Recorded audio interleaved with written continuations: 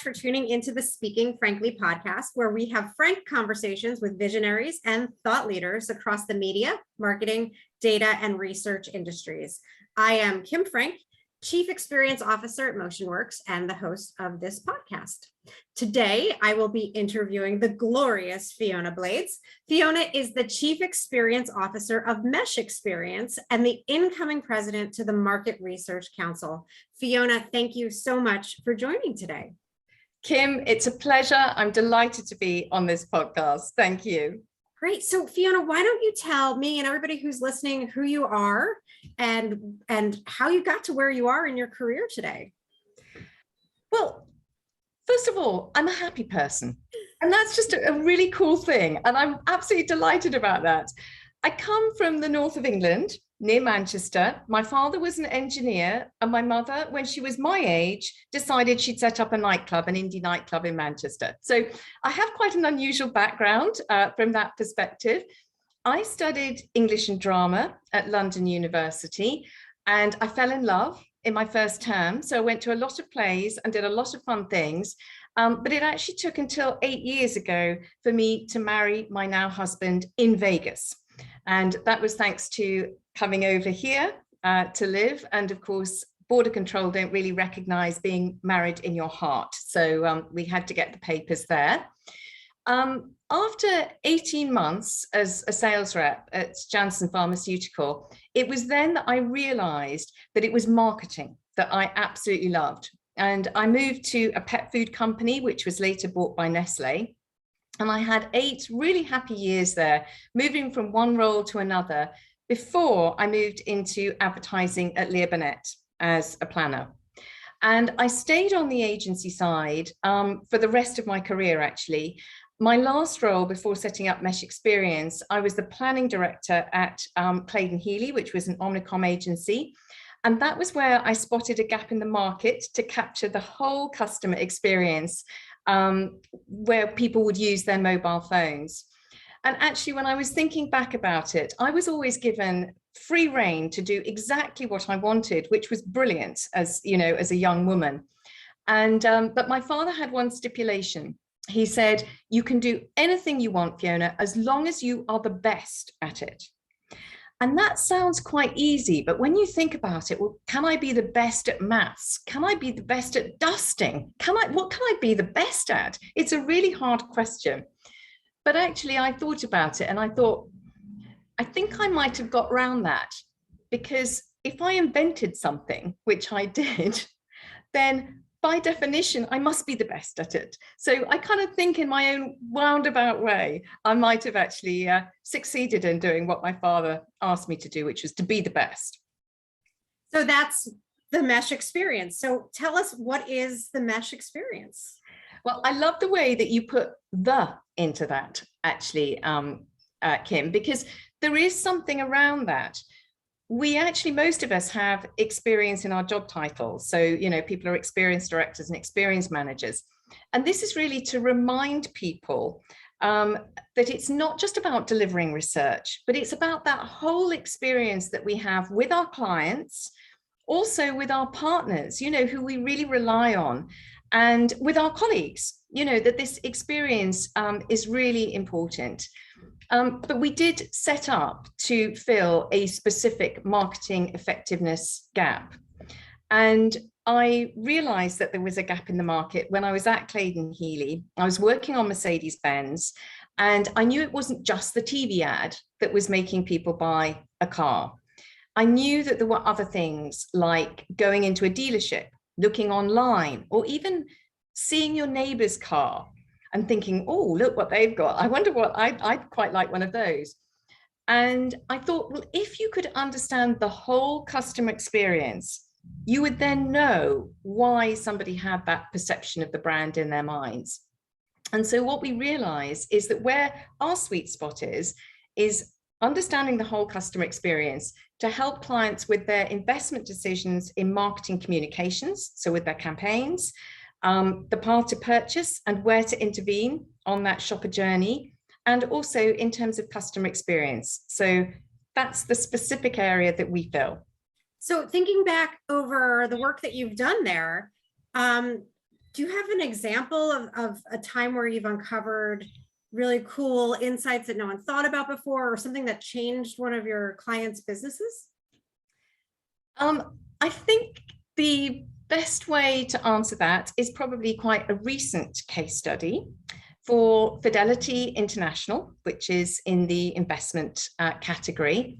And Jet Cook became the new marketing director in the UK for Fidelity. She was looking to create a really distinctive brand in the investment market. And at that time, it was very much that people would advertise for ISAs, the end of year kind of savings vehicle. And they would do that around February, March, before the end of year in the UK in terms of tax year. And it would be probably in press. But actually, what she believed was that if you created a distinctive brand and you created that need earlier on, so you're thinking about things like TV, getting that in somebody's mind, that would actually have a beneficial effect. But of course, to persuade people that this was a good idea was hard. And she knew that she would have to have good data to keep the C-suite on track with her vision, and also to get all of the agencies working together. And I think it was fascinating, actually, that she had been the head of insight at BT, British Telecom. So she came from an insight background going into marketing. And over the years, we've worked with her just over 4 years now. She has actually increased her revenue by 350%. And we were really lucky that we were, part of this journey. We actually entered some awards, so that's why I'm able to at least talk a little bit about this. And we won the Quirks Advertising Research Award last year. We also won the International Business Excellence Award for Strategy, Transformation and Change. And we've just heard a week ago that we are a finalist for the Marketing Society Award for Successful and Effective Partnerships. And I think what's been really interesting about this is that if you've got data that looks through the customer's eyes, so they tell you when they've seen a Fidelity TV ad, but they also tell you when an email's come from a competitor, and you're picking all of this up, it's meant that she can harness all of her agencies and her internal stakeholders. So she can tell the person that's dealing with the emails, well, look, this is how you've been performing, and this is best in class. And somebody from the media side, she can tell them, what she's finding out.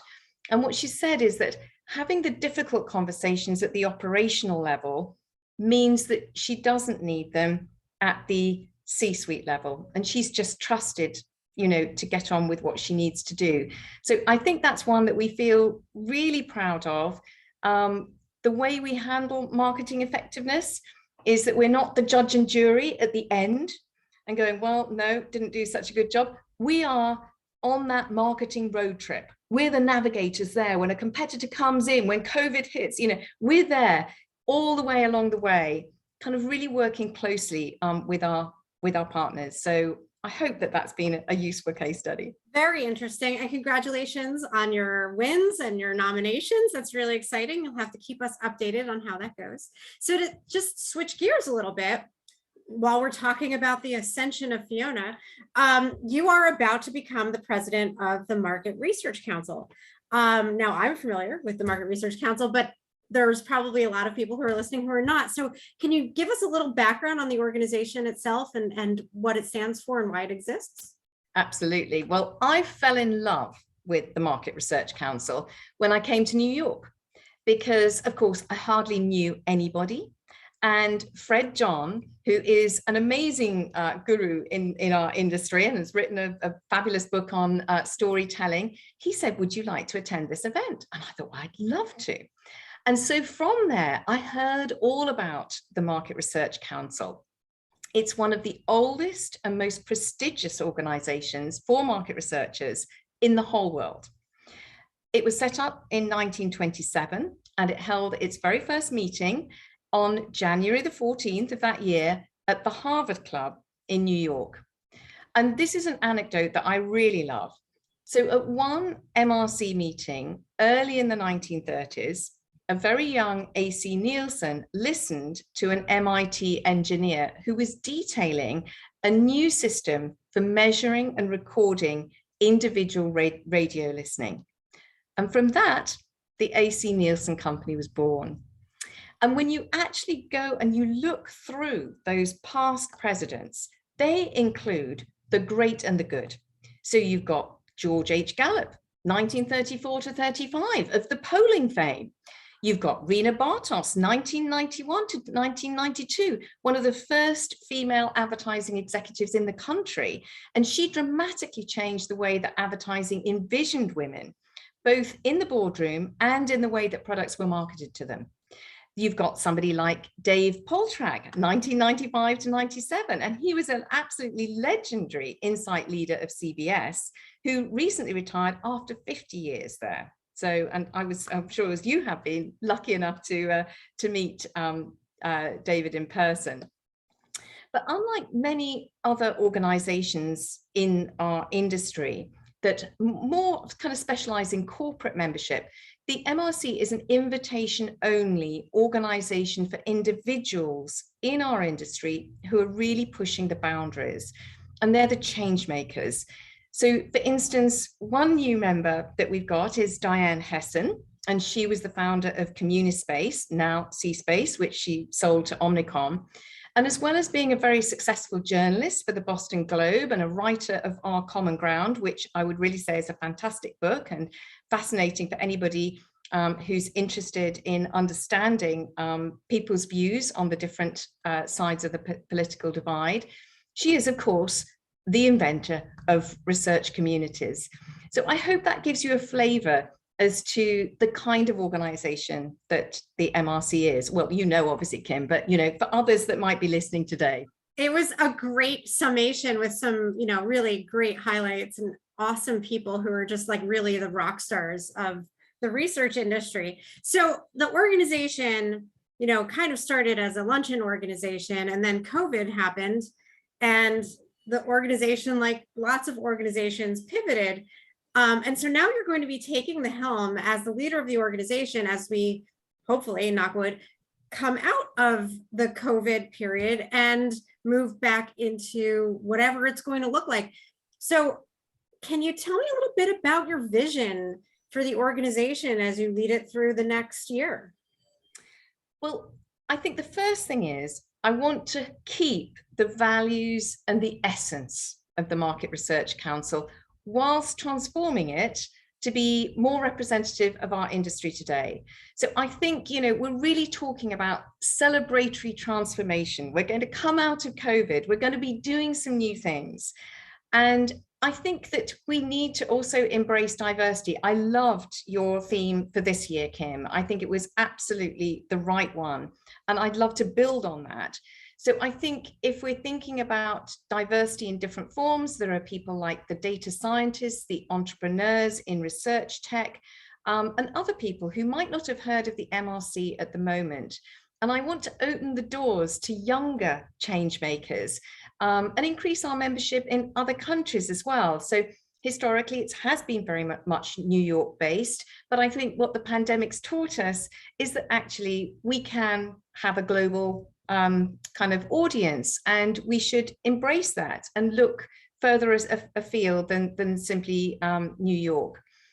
So I think it's also trying to get our members together, that inspiration of sparking the idea between the MIT engineer and AC Nielsen. How can we get our members together to spark some ideas, because we've got the most amazing members, and how can we really create further good for the industry from this? So those are a few of the things that I'm interested to do. Wonderful. So I know the organization just updated its website. What other kind of value does the MRC offer to its membership? I actually think that the members are the heart of the organization. I think you get most benefit from other members. I think that's how we have to think about it. You know, this is an amazing place for brilliant minds. And so therefore, I think things like the networking is critical to be able to put people in touch. It used to happen over lunch, obviously at the Yale Club, but things have evolved. And of course, we're going to be having some face-to-face, we'll be having that as well. But we'll also continue, I think, with the virtual events. In June, I think we've got quite an interesting event coming up there, because we've got an event run by Kalinda Fisher of the Great Reset. And she was a winner of our Changemaker Award in 2020. And this here, we're going to be discussing the future of work. And as well as having a speaker on the topic that we have, we're actually going to be breaking out into groups to debate that topic. And each member who's attending is going to be bringing a guest of a different generation, because we're knowing that we're seeing this ourselves. It's certainly, I am in my business. People of different generations have different perspectives. And what is this future going to be like? So that's going to be a different kind of event. Our flagship event, of course, is the Hall of Fame. And again, when you go back through those who have been honored, it has the luminaries from our industry. So you have people like Dan Yankelovich, you've got David Ogilvy, Gail Fugit, Leslie Wood, Jay Walker Smith. And this is a wonderful event with speeches that really take us through the careers and achievements of these very eminent industry leaders. So I think that's another real member benefit, that you're voting for these Hall of Fame people that are being awarded that. And of course, there are the regular events with fantastic speakers, whether that's in person or Zoom. I've really enjoyed this year of the programming and the diversity that has been coming in. And I think it's been great to see people like Sandra Grunselt, who was a recent panelist, and she's the founder of Equitas Insight, and she's now a member of the MRC, and she's actually working in the Membership Experience Committee. So I think that is, again, something else. We have fantastic content, and I mean, great when we actually get some of those people who then can continue some of that work internally within the MRC. So, you said something which is really great, that the members really are the value of the organization. And I agree completely. But like, market research has changed immensely. Like, even the expression market research, it's like a limited expression. So moving forward, as we think about new members coming in, who are those people? What do they look like? What are they doing? What are their skill sets? Where are they working? Who are those people? I think that's a really good question. And we know that the industry has broadened enormously. And the Membership Experience Committee has tasked itself with having a look at what are these new different areas, whether it's research tech, and Ahmed is in the tech space there, or whether it is AI or data science. All of those different areas, we need to be making sure that we are representing those different areas and bringing in this broader environment and ecosystem of people that are now involved in the market research industry. And I'm particularly interested, I think, in the change makers as well. So we're looking to see if we can bring some younger people in, people that are under 40, and really harnessing their energy and passion and their expertise. And I think we're also looking at a way of not just having people that are full of knowledge, because of course we do have that, but those people that are full of knowledge might want to learn from people coming in with different knowledge and different skills. And so I think there's that balance of helping newer people know our history, our past, so they can understand all of that. And for those of us that are a little older, understanding what the people that are coming up are thinking, how they're changing, what they're trying to do. So I hope that we'll be bringing in diversity in terms of specialism, diversity in terms of age, geography, and all other different areas, because I think that's going to be fantastic. And you've started this, Kym. So it will be next year that we'll continue together on this journey. I just love that the bar for young is 40. I think that's great. Like under 40, that's very young, the MRC. So if people are interested in getting involved or learning more, what should they do? How can they learn more about the organization? Well, I think in the first instance, I think please go to the website, mrcouncil.org. If you go to the membership page, you can see the criteria for membership, and then you can get in touch through that. And we would really love to hear from people. So please do, make sure that you go on and get in touch. Great. And if people want to learn about Mesh Experience or reach out about potentially working with you, where should they go? They should go to meshexperience.com, or they could always contact me on LinkedIn, Fiona Blades on LinkedIn. So always delighted to hear from people that might be interested in our business as well. So thank you, Kym. You're welcome. So my hokey little last question is always, speaking frankly, if you had one message that you could broadcast to the world, what would it be? And this was such a good question. I had to think about it, and there were lots of different answers, but in the end, this was what I felt. I would like to broadcast to everybody that you have a role in making the world a better place. It could be one act of kindness to a neighbor. It could be saving the planet through buying local.